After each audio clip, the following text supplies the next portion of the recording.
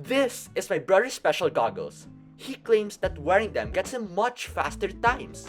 Sounds ridiculous, right? But upon gathering his times, he seems to be right. Sadly, this is just not enough evidence, as what if it's just due to chance that his times were faster?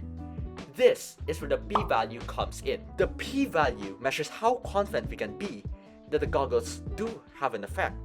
To obtain the p-value, we perform a hypothesis test.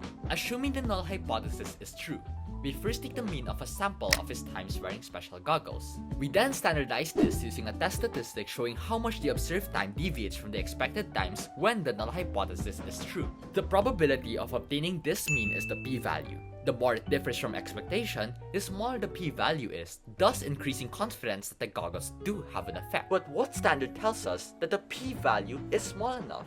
The most common standard, also known as a significance level, is 0.05.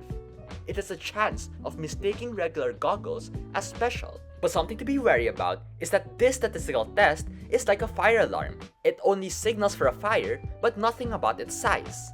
And it's not foolproof either. A type 1 error is when we think there's a fire when there's none. And a type 2 error is when we think there's no fire when there is. An ROC curve shows a true positive rate against a false positive rate. Always signaling for fire means that we get no misses but many false alarms. And never signaling for fire means no false alarms but always misses. Therefore, we need to carefully balance type 1 and type 2 error rates so that we can create an effective statistical model.